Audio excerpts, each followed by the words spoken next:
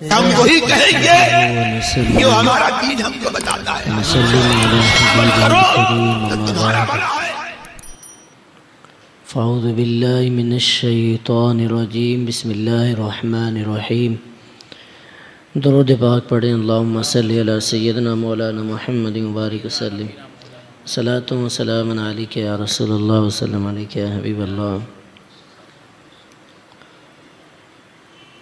مقام صفہ یعنی عام زبان میں اسے اصحاب صفہ کا چبوترا بھی کہا جاتا ہے. یہ مسجد نبی شریف کے اندر ریاض الجنہ کے پیچھے واقع ہے. باب جبرائیل سے جب مسجد نبی شریف میں داخل ہوں تو چند قدم آگے دائیں جانب ایک چبوترا پیتل کے کٹہرے میں گرا ہوا ہے جسے صفائے مسجد کہا جاتا ہے، اور اسی کو اصحاب صفہ کا چبوترا کہتے ہیں. یہاں وہ صحابہ کرام رہتے تھے جن کا مدینے میں کوئی گھر بار نہیں تھا، نہ ہی ان کے اہل و عیال تھے، نہ کوئی رشتہ دار تھے، نہ کوئی ان کی زمین جائیداد تھی. تو وہ صحابہ کرام اسی چبوترے پر ہمیشہ دن رات بیٹھے رہتے تھے، اور ان صحابہ کو اصحاب صفہ کہا جاتا ہے، جن میں حضرت ابو ہریرہ رضی اللہ تعالیٰ عنہ بھی ہیں اور بھی بہت سارے صحابہ ہیں. اور اسی چبوترے پر بیٹھ کر وہ نبی کریم صلی اللہ علیہ وسلم سے قرآن کی تعلیم حاصل کیا کرتے تھے، احادیث کریمہ سنا کرتے تھے اور احادیث کریمہ لکھا کرتے تھے. یوں کہیے کہ یہ اصحاب صفہ کا چبوترا جو ہے یہ اسلام کا سب سے پہلا مدرسہ ہے.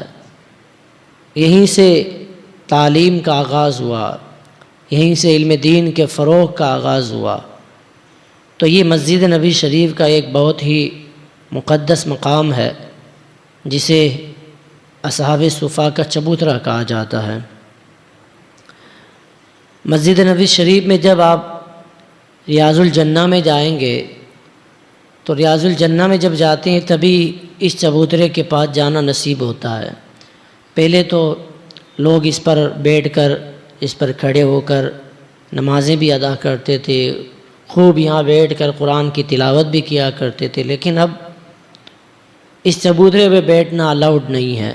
اس چبوترے کو اب گھیر دیا گیا ہے، نہ کوئی اس پر بیٹھ سکتا ہے، نہ کوئی اس پر جو ہے بیٹھ کر کوئی عبادت وغیرہ کر سکتا ہے. بس آپ جب ریاض الجنہ میں جائیں گے تو اس کی زیارت کر سکتے ہیں.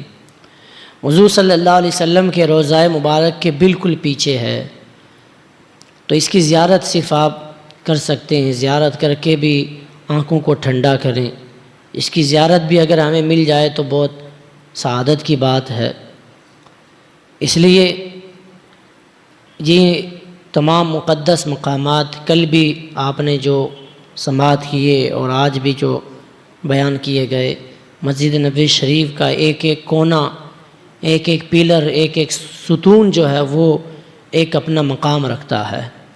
ہر ایک کے پاس جا کر ہمیں نمازیں ادا کرنی، الگ الگ جگہ پر نمازیں پڑھنی. آج 2 رکعت یہاں پڑھی تو کل یہاں پڑھیں، پرسوں یہاں پڑھیں، پھر وہاں پڑھیں. اس طرح الگ الگ جگہ پہ نماز پڑھنے کا جو ہے، اس نماز پڑھنے کی برکت یہ ہوگی کہ جہاں جہاں آپ نماز پڑھیں گے وہ ساری جگہ آپ کے ایمان کی گواہ بن جائے گی.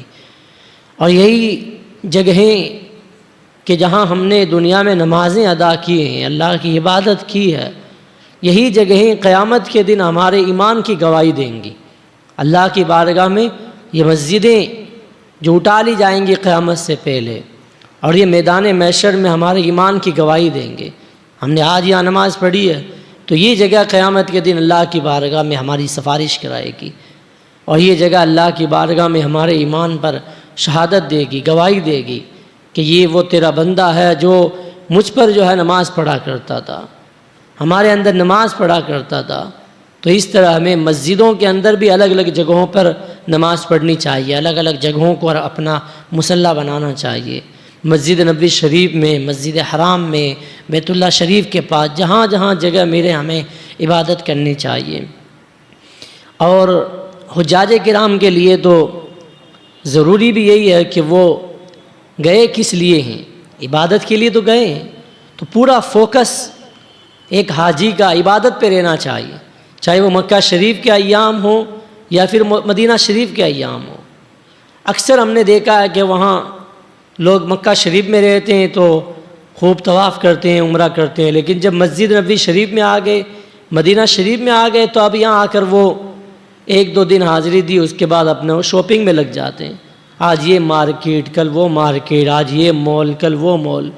تو یہ شاپنگ وغیرہ مارکیٹ تو پوری دنیا کے اندر ہے، لیکن مدینے جیسی زمین کہیں نہیں ہے، ایسا مقدس مقام کہ اس جیسا مقام تو پوری دنیا میں کہیں اور نہیں ملے گا۔ تو وہاں کے ایک ایک سیکنڈ کو، ایک ایک منٹ کو ہمیں قیمتی جاننا چاہیے۔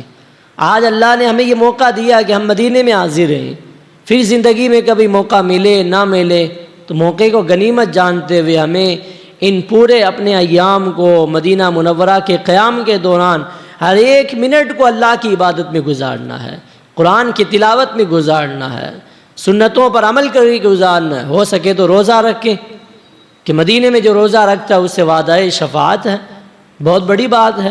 لوگ کہتے ہیں گرمی ہے، گرمی کے اندر اگر آپ روزہ رکھیں گے تو اور زیادہ ثواب ہے، سردی کی بنسبت گرمی میں روزہ رکھنے کا زیادہ ثواب ہے۔ وہاں ایک نیکی کا ثواب 50,000 کے برابر ہے، یعنی مدینے میں کسی نے ایک روزہ رکھا اللہ 50,000 روزوں کا ثواب عطا فرمائے گا۔ مکہ شریف حرم پاک جس کے بارے میں ہمارے آقا علیہ السلام نے فرمایا کہ یہاں ایک نیکی 1,00,000 کے برابر ہے۔ حرم پاک میں اگر کسی نے حرم مکہ میں ایک روزہ رکھا اللہ 1,00,000 روزے کا ثواب عطا فرمائے گا۔ زندگی میں کون 1,00,000 روزے رکھ سکتا ہے؟ کوئی نہیں رکھ سکتا، لیکن یہ اللہ تعالیٰ کا کرم دیکھیں، اللہ کی رحمت کتنی بڑی ہے۔ اللہ نے ہمیں اپنے در پہ بلایا اور وہاں جا کر اگر کسی نے ایک نیکی کی تو اللہ ایک نیکی کا 1,00,000 کے برابر ثواب عطا فرماتا ہے۔ تو جتنا ہو سکے وہاں روزوں میں ایام گزاریں، رات میں نوافل کی کثرت کریں، صدقہ و خیرات بھی خوب کرنا چاہیے۔ 1 ریال اگر کسی نے صدقہ کیا 1,00,000 ریال کا ثواب ملے گا۔ یہاں آپ ایک صدقہ کریں گے 1 ہی ملے گا، لیکن حرم پاک میں جا کر 1 صدقہ کریں گے اللہ 1,00,000 عطا فرمائے گا۔ مدینہ شریف کے اندر 1 ریال صدقہ کریں گے 50,000 ریال صدقہ کرنے کا ثواب ملے گا۔ تو جہاں تک ہو سکے خوب صدقہ کریں، خصوصاً مسجد نبوی شریف کے جو ضرورت مند ہیں، جو وہاں پر صفائی وغیرہ کرنے والے ہیں، ان کو بھی جو ہے بخشش کے طور پر، نذرانے کے طور پر، صدقہ نافلہ کے طور پر دینا چاہیے۔ روضہ انور کی طرف نظر کرنا بھی عبادت ہے، جس طرح مکہ شریف میں کعبہ شریف کو دیکھنا عبادت ہے، اسی طرح مسجد نبوی شریف کی دیواروں کو دیکھنا بھی عبادت ہے، گنبد خضرا کو دیکھنا بھی عبادت ہے، سنہری جالیوں کو دیکھنا بھی عبادت ہے۔ تو روضہ شریف کو بار بار دیکھیں، ادب کے ساتھ دیکھیں اور خوب درود و سلام کی کثرت کریں۔ سیدنا انس رضی اللہ تعالیٰ عنہ فرماتے ہیں رسول اللہ صلی اللہ علیہ وسلم نے ارشاد فرمایا، جو شخص میری مسجد میں 40 نمازیں اس طرح ادا کرے کہ کوئی نماز اس کی فوت نہ ہو تو اس کے لیے دوزخ اور نفاق سے آزادی لکھ دی جاتی ہے۔ ہو سکے تو نماز وہیں پڑھیں۔ 8 دن دیے جاتے ہیں حج کمیٹی سے یا ٹور سے آپ جاتے ہیں تو 8 دن مدینہ شریف کے کیوں دیتے ہیں؟ تاکہ 40 نمازیں 8 دن کے اندر 40 نمازیں آ جاتی ہیں، تو 40 نمازیں آپ مسجد نبوی شریف کے اندر آپ جو ہے ادا کریں۔ بلا ناغہ کوئی بھی نماز ہماری مسجد نبوی شریف کی چھوٹنی نہیں چاہیے۔ 40 نمازیں پوری آپ نے ادا کر لی تو اس کا ثواب یہ ہے کہ حضور فرماتے ہیں اس بندے کو جس نے میری مسجد کے اندر 40 نمازیں بغیر چھوڑے ہوئے کنٹینیو 40 نمازیں ادا کیں، حضور فرماتے ہیں اللہ نے اس کو جہنم سے آزاد کر دیا، اللہ نے اسے نفاق سے آزاد کر دیا۔ تو وہ نفاق سے بھی آزاد ہو جاتا ہے اور جہنم سے بھی آزاد ہو جاتا ہے۔ تو اس فضیلت کو بھی حاصل کریں۔ سنی صحیح العقیدہ امام مل جائے تو اس کے پیچھے نماز پڑھیں، ورنہ کوئی اپنا امام سنی صحیح العقیدہ نہ ملے تو اپنی تنہا نماز پڑھیں۔ اور اس کے بارے میں کہ ہر نماز کے بعد کم از کم یا کم از کم صبح و شام حضور صلی اللہ علیہ وسلم کی بارگاہ میں سلام عرض کرنے کے لیے سنہری جالیوں پر ضرور حاضر ہوں۔ لوگوں کو میں نے دیکھا ہے کہ وہ 2 دن میں 1 مرتبہ، دن میں 1 مرتبہ چلے جاتے ہیں، اس کے بعد صرف اپنا ادھر سے ادھر گھومتے رہتے ہیں۔ یہ 8 دن جو ملے ہم کو، 8 دن کے اندر ہر نماز کے بعد حضور کی بارگاہ میں جانا چاہیے۔ نماز پڑھی، نماز کے بعد باب السلام میں آئے اور پھر سنہری جالیوں میں مواجہ شریف پر حضور کی بارگاہ میں سلام عرض کیا، سیدنا ابوبکر صدیق کی بارگاہ میں، فاروق اعظم کی بارگاہ میں سلام عرض کر کے پھر جنت البقیع کے اصحاب جو وہاں مزارات ہیں ان کی بارگاہ میں سلام عرض کریں۔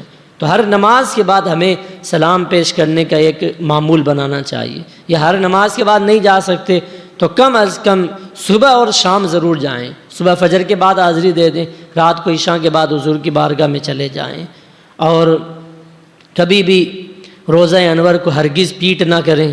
حتی الامکان نماز میں بھی ایسی جگہ کھڑے نہ ہوں کہ پیٹ جو ہے روزہ انور کی طرف کرنی پڑے۔ بہت سارے لوگ گنبد خضرا کے آگے نماز پڑھتے ہیں، ظاہر سی بات آگے نماز پڑھیں گے تو ان کی پیٹھ حضور علیہ السلام کے روزے کی طرف ہوگی، تو اس سے بھی بچنا چاہیے۔ جہاں تک ہو سکے ہمیں تو عام کسی اللہ کے ولی کی قبر پر جانے کا ہمیں یہ طریقہ بتایا گیا کہ اس کی قبر کو پیٹ نہیں کرنی چاہیے، کعبہ شریف کو پیٹ نہیں کرنی چاہیے۔ جب ہم مسجد حرام میں پہنچیں تو کعبہ شریف کی طرف رک کر کے بیٹھیں، کعبہ شریف کی طرف پیٹ نہ کریں۔ تو لیکن جس طرح ہمیں کعبہ شریف کا ادب بتایا گیا، دیگر قبروں کا ادب بتایا گیا، وہاں سب سے زیادہ ادب یہ ہے کہ ہم روزائے انور صلی اللہ علیہ وسلم کی طرف پیٹ نہ کریں، حضور علیہ السلام کے روزے کی طرف کبھی بھی اپنی پشت نہ کریں۔ حتی الامکان نماز میں ایسی جگہ کھڑے ہوں کہ حضور علیہ السلام کا روزہ یا تو دائیں جانب ہو یا بائیں جانب ہو، پیٹ کبھی بھی نہ ہو۔ اور اس بات کا بھی خیال رکھیں کہ روزہ انور کا طواف نہ کریں۔ کئی لوگ جو ہے کسی بھی مزار پر جاتے ہیں تو طواف کرنے لگ جاتے ہیں۔ طواف تو خانہ کعبہ کا کیا جاتا ہے، کعبۃ اللہ شریف کے علاوہ کسی مکان، کسی عمارت، کسی قبر اور کسی مزار کا طواف کرنا جائز نہیں ہے۔ طواف صرف خانہ کعبہ کا کیا جائے، حضور علیہ السلام کے روزہ انور کا طواف نہ کریں، نہ حضور کو سجدہ کریں، نہ حضور علیہ السلام کی بارگاہ میں اتنا جھکیں کہ رکوع کے برابر ہو جائے۔ یہ ساری چیزیں تو اللہ تعالیٰ کی عبادت کے لیے خاص ہیں۔ سجدہ بھی اللہ کے لیے ہے، رکوع بھی اللہ کے لیے ہے، طواف بھی اللہ کے لیے ہے۔ تو یہ طواف یہ بھی کسی غیر اللہ کا نہ کریں، یعنی خانہ کعبہ کے علاوہ کسی عمارت کا طواف نہ کریں، سجدہ کسی غیر اللہ کو نہ کریں، رکوع کسی غیر اللہ کو نہ کریں۔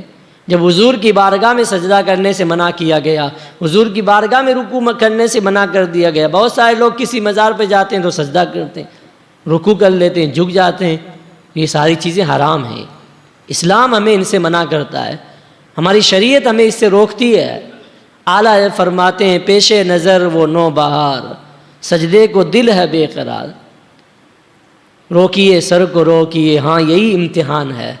اعلیٰ فرماتے ہیں سر کو روکیے، یہ امتحان ہے۔ یا دل تو کرتا ہے کہ سجدہ کر لوں، دل تو ہمارا بھی چاہتا ہے کہ سجدہ کر لیں، لیکن یہی تو امتحان ہے۔ دل تو چاہ رہا ہے لیکن شریعت منع کر رہی ہے، تو ہمیں ہر بات دل کی نہیں ماننی ہے، شریعت کے دائرے میں رہ کر ہمیں حاضری دے دی ہے۔ شریعت یہ کہتی ہے کہ کسی بھی بارگاہ میں جا کر آپ سجدہ نہیں کر سکتے، سجدہ صرف اللہ کے لیے کریں۔ تو روکیے سر کو روکیے، ہاں یہی امتحان ہے۔ رسول اللہ صلی اللہ علیہ وسلم کی تعظیم ہی میں ان کی اطاعت ہے، یعنی حضور کا ادب جو ہے یہی حضور کی اطاعت ہے۔ اگر کسی نے وہاں جا کر ادب نہ کیا تو پھر سب بیکار ہے۔ قرآن میں اللہ نے فرما دیا یا ایھا الذین آمنوا لا ترفعوا اصواتکم فوق صوت النبی، اے ایمان والوں اپنی آواز کو نبی کی آواز پر بلند نہ کرو، نبی کی آواز سے اونچا نہ کرو۔ وہ تمام حجاج کرام سے میں کہوں گا جو نبی کریم علیہ السلام کی بارگاہ میں جا رہے ہیں، عازمین سفر حج ہیں، ان کو چاہیے کہ وہ حضور کی بارگاہ میں جہاں تک ہو سکے ادب کریں۔ جتنا ادب کریں گے اتنا ہی زیادہ ثواب ہے، جتنا ادب کریں گے اتنا ہی زیادہ ہمیں جو ہے ثواب ملے گا، نامہ اعمال میں نیکیاں لکھی جائیں گی۔ کئی لوگوں کو ہم نے دیکھا، آپ بھی گئے، آپ نے بھی دیکھا ہوگا، لوگ کتنی بھی ادبی کرتے ہیں، وہاں ایک دوسرے کو پکارتے ہیں، دور سے چلاتے ہیں، دوڑتے ہیں، کہکا لگاتے ہیں، ٹٹا مارتے ہیں۔ باہر سے کھانا لا رہے ہیں، ناشتہ لا رہے ہیں، وہاں بیٹھ کر کھا رہے ہیں، پکنک پوائنٹ بنا دیا ہے. تو یہ ساری چیزیں نہیں ہونی چاہیے. حضور علیہ الصلاۃ والسلام کی بارگاہ میں تو جتنا ادب کریں گے اتنا ہی کم ہے. اور یہ ادب ہمیں قرآن نے سکھایا ہے کہ حضور کی بارگاہ کی اگر تم نے بے ادبی کر دی، ذرہ برابر بھی وہاں توہین ہو گئی، بے ادبی ہو گئی، تو سارے اعمال بیکار کر دیے جائیں گے، تمہارے سارے اعمال حقارت کر دیے جائیں گے، تمہیں خبر بھی نہ ہوگی. لوگ تو کہیں گے حاجی صاحب حج کر کے آئے ہیں، عمرہ کر کے آئے ہیں، بہت نمازیں پڑھ کے آئے ہیں، ریاض الجنہ میں جا کے آئے ہیں، حتیم میں نماز پڑھ کے آئے ہیں، وقوف عرفہ کر کے آئے ہیں، بہت جو ہے عبادت کر کے آئے ہیں. لیکن وہ تو وہاں جا کر مسجد نبوی شریف میں جا کر بے ادبی کر کے آیا، اور وہاں جس نے بے ادبی کی ہے اس کا عمرہ بھی خراب ہو گیا، اس کا حج بھی خراب ہو گیا. میں نہیں کہتا ہوں، یہ قرآن کہتا ہے. قرآن کہتا ہے رسول اللہ علیہ السلام کی بارگاہ کی اگر کسی نے بے ادبی کر دی تو سارے اعمال، ساری نمازیں، سارے عمرے، سارے طواف، ساری سعی، سارے حج سب بیکار کر دیے جائیں گے، کچھ کام نہ آئیں گے. تمہیں خبر بھی نہ ہوگی، تم تو سمجھو گے کہ ہم حج کر کے آئے ہیں، لیکن تمہارے تو سارے اعمال بیکار کر دیے گئے ہیں، اس لیے کہ تم نے رسول اللہ علیہ السلام کے روزے میں بے ادبی کر دی ہے. تو وہاں جہاں تک ہو سکے قدم بھی اتنے آہستہ آہستہ رکھیں کہ قدم کے چلنے کی آواز نہ آئے. ہو سکے تو چپل جو ہے باہر ہی مسجد نبوی شریف کے باہر ہی کہیں چھوڑ کے آئیں، اپنی ہوٹل میں ہی چھوڑ کے آ جائیں. جو عاشق لوگ ہوتے ہیں، جو حضور علیہ الصلوۃ والسلام سے محبت کرنے والے ہوتے ہیں، ان کو ہم نے دیکھا ہے کہ وہ ننگے پاؤں وہاں پر گھومتے ہیں. اور واقعی وہ ایسی جگہ ہے کہ وہاں اس چیز کا خیال رکھا جائے. اب کئی لوگ جو ہے چپل پہن کے جا رہے ہیں، جیسے بابو سلام آیا چپل نکال کے ہاتھ میں لے لیا، جبکہ حضور علیہ السلام کی بارگاہ میں حاضری کا طریقہ کیا ہے کہ ہاتھ باندھ کر ہم حاضری دیں، دست بستہ، نظریں نیچی کیے ہوئے، ایک مجرم کی طرح حاضر ہوں. لیکن لوگ کیسے حاضری دیتے ہیں معلوم آپ کو؟ ایک ہاتھ میں چپل ہے، ایک ہاتھ میں موبائل ہے، اس طرح حاضری دے رہے ہیں. تو کیا ایسی حاضری قبول ہونے والی؟ یہ تو بے ادبی ہے. ایک ہاتھ میں چپل ہے، ایک ہاتھ میں موبائل، ویڈیو کال جاری ہے، یہ دیکھ لو تم روزہ، یہ حضور کا روزہ ہے، یا ابوبکر صدیق کا روزہ ہے، یہ عمر فاروق کا روزہ ہے. ارے بھائی تم اپنی حاضری دو، تم اس کے لیے دعا کرو تو وہ بھی ایک دن آئے گا، یہاں حاضری خود ہی دے لے گا. تم پر یہ ضروری نہیں ہے کہ ہر ایک کو پوری دنیا کو ویڈیو کال کر کے یہاں دکھاؤ. تم اس کے لیے دعا کرو نام لے کر، یا رسول اللہ جیسے آپ نے مجھ پر کرم فرمایا، مجھے بلایا ہے، میرے بھائی ہیں، میرے والدین ہیں، میرے دوست ہیں، فلاں فلاں ہیں، وہ بھی آنا چاہتے ہیں، حضور کرم فرمائیں، ان کو بھی اپنے در پہ بلا لیں. حضور نے آپ کو بلایا تو حضور ان کو بھی بلانا جانتے ہیں، آپ ان کے لیے دعا کریں. ویڈیو کال کر کے دکھانا ضروری نہیں ہے. 80-90% لوگوں کے ہاتھ میں موبائل رہتا ہے اور ویڈیو کال چالو رہتا ہے. تو یہ حضور علیہ السلام کی بارگاہ کی بے ادبی ہے. ادب گاہست زیر آسماں از عرش نازک تر، نفس گم کر دمی آیت جنید و بایزید ایجا. فرمایا ہے کہ یہ وہ جگہ ہے جہاں پر جنید بغدادی جو بہت بڑے اللہ کے ولی ہیں، بایزید بستامی جو بہت بڑے اللہ کے ولی، وہ بھی جب اس در پہ آتے ہیں تو اپنی سانسوں کو روک لیتے ہیں کہ کہیں کوئی بے ادبی نہ ہو جائے. سانس بھی آہستہ لے سانس بھی آہستہ کہ یہ دربار نبی ہے. جیسے جی چاہے جیسے چاہے جہاں میں گھوم پھر، یہ مدینہ ہے یہاں آہستہ چل. یہ مدینہ ہے تو مدینے میں جتنا ادب کریں گے اتنا ہی زیادہ پاؤ گے. با ادب با نصیب، بے ادب بے نصیب. اس لیے تمام حجاج کرام جو جا رہے ہیں، اللہ تعالی ہم سب کو مدینہ طیبہ اور مکہ معظمہ کی با ادب حاضری نصیب فرمائے. جب تک ہو سکے، جتنا ہو سکے اللہ کی بارگاہ میں ادب مانگیں کہ اے اللہ جب تک میں مکہ میں رہوں مجھے مکہ کا ادب عطا فرما، مدینے میں رہوں مجھے مدینے کا ادب عطا فرما. یاد رکھو جب آپ کو ادب مل گیا تو سب کچھ مل جائے گا. ادب مل گیا تو مدینے کے فیضان سے بھی آپ مالا مال کیے جاؤ گے، مکے کا فیضان بھی آپ کو ملے گا. ادب ضروری ہے. اللہ تعالی ہم سب کو بار بار با ادب حاضری نصیب فرمائے. استغفر اللہ ربی من کل ذنب واتوب الیہ. بسم اللہ الرحمن الرحیم. اللہم صلی علی سیدنا مولانا محمد وبارک وسلم. صلاۃ و سلام علیک یا رسول اللہ. اللهم ربنا آتنا في الدنيا حسنة وفي الآخرة حسنة وقنا عذاب النار وقنا عذاب القبر وقنا عذاب الحشر وقنا عذاب الدارين. اللهم رب ارحمهما كما ربياني صغيرا. إن الله وملائكته يصلون على النبي يا أيها الذين آمنوا صلوا عليه وسلموا تسليما اللهم صل على سيدنا مولانا محمد وبارك وسلم صلاة وسلام عليك يا رسول الله